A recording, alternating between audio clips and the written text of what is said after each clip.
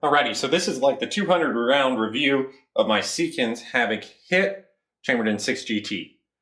So, like I said, I've got about 200 rounds through the gun. I've got a decent amount of experience with the rifle now. So, kind of want to do kind of an overview, how accurate it is, what's the problems, what's not the problems, what's good about the gun. So, as we talked about, and if you've watched the videos, this is got a 24-inch barrel, a 1 in 8 twist, and this is a new gun from Seekins. It's got the foldable stock, which is nice. It locks up nice and tight. It's actually pretty stiff, which is really good. We've got the adjustable comb over here and the adjustable length of pull.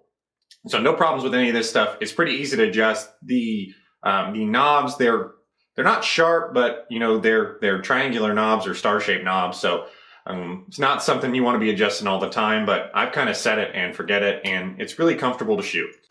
Bolt. Everybody wants to know how smooth the bolt is. Now, I don't have any custom bolt actions like from Bat or Terminus or anything like that, but this is the smoothest action that I have. It was a little stiff for cocking when I first got it, but that's smoothened up a whole lot. Really, it's not a problem at all, and really like the bolt itself. So as you can tell, that bolt is nice and smooth there. No issues sliding it into battery or anything like that. Also, that cocking mechanism has become a lot easier kind of over time. All right, so taking a closer look at our bolt, we've got that double lug kind of bolt design. And there is a little bit of wear here, as you can see. A little bit of wear kind of on the end of the bolt there, on both ends. It's not anything that you could feel, like it's just finished kind of rubbing off, which guess that's supposed to happen. I don't know. I've seen on a couple of forums and things like this that this is pretty much the way most of Seekins bolts look after a little bit of use. But pretty interesting bolt design with those, kind of that double lockup, and again, a little bit of wear noted there after about 200 rounds. So we'll see if that progresses over time. Seekins has a lifetime warranty, I believe, so I think if this causes any issue, they'll send me a new bolt, but pretty cool looking bolt. Now, talking about the magazine. So I'm currently running an MDT 10 round 308 mag. I haven't had any issues with this. This has been feeding really well. Now, the gun comes with a PMag, 5 round PMag. Now, they ended up sending me 2 of these, and I had a really hard time getting these to run. This one I've got labeled there. I did some work on the feed ramps there and finally got this one to run most of the time. However, because the way this magazine fits in the gun, it almost kind of protrudes a little bit from the barricade stop. So I think a lot of the issues I was having that was pushing up against a bag or a barricade, that's going to push this magazine down. And as you can tell, the PMag is really loose in here. It doesn't fit that well, and that caused feeding issues anytime there was any pressure on that at all. Now, seems like the MDT is a whole lot tighter, and it doesn't have that big lip that sticks out. So I haven't run so much into that issue, but this barricade stop may have been better to be just a little bit more prominent to keep stuff from pushing on the magazine. Now, this does have an adjustable magazine catch, and I guess that's good and that's bad in a way. I spent days trying to get that one to feed. No matter how I adjusted that, it just wouldn't feed right.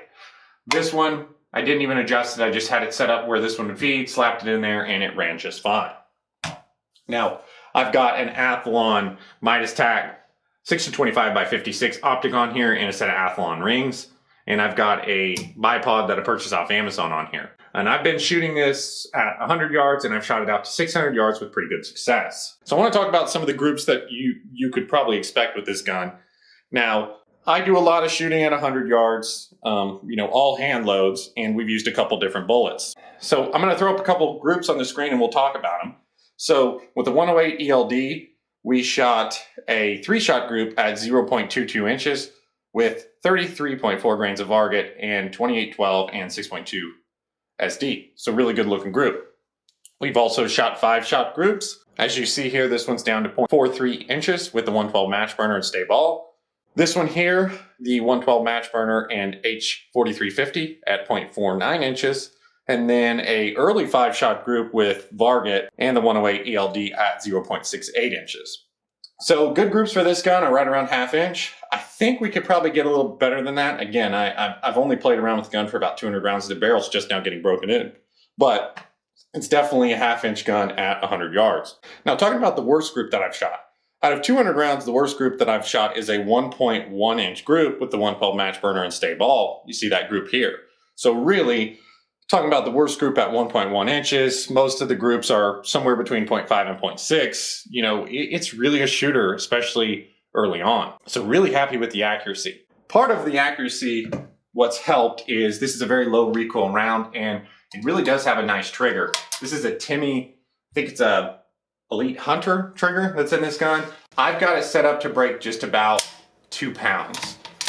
You can adjust it all the way down to 1.5, but based on my trigger pull gauge, I've got it down to 2 pounds. I think that gives me a little bit of leeway to make sure we're not getting any slam fires, because definitely don't want those.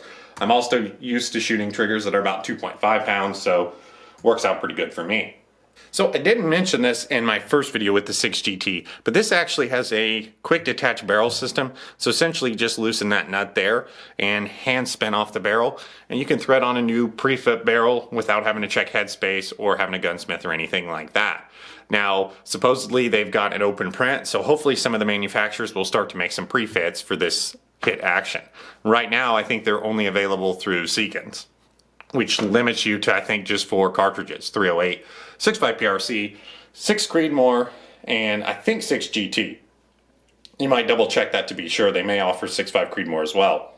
All right, as you can see here, I've fitted mine with a VG6 Lambda 6.5 muzzle brake, and as you can tell, that's a pretty thick barrel on this gun. It's pretty healthy barrel contour, which is going to keep down barrel heat and keep the gun shooting really well. All right, so this gun will set you back just about $2,000 in this configuration. They have a Hit Pro. I believe it comes with an Arca rail and a different trigger, but I think it's a little bit more expensive. And I think I would highly recommend this gun. It shoots really well. I like the action. I like the chassis. I think it's very comfortable. It's kind of made me not want to shoot any of my other guns, which I guess is a good and bad thing. However, the first thing that I would do if I were you guys is ditch that junk magazine. Get a nice quality metal magazine, and don't worry about messing with that cheap plastic magazine. Now, I think for the cost of the gun, I think they could have included a better magazine, but I guess at the end of the road, you could just buy one yourself, do whatever you want. But that was my main complaint, and that was my main problems with the rifle. Other than that, I'm really pleased with it. Accuracy is great. It's super comfortable to shoot. The bolt runs nice and smooth. I've not had any malfunctions with extraction or anything like that. And again, it just seems like a really solid rifle for the price.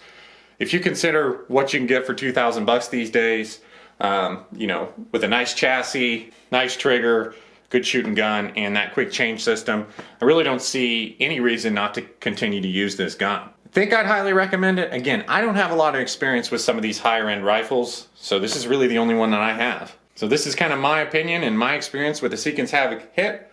Thank you guys for watching, and we'll see you next time.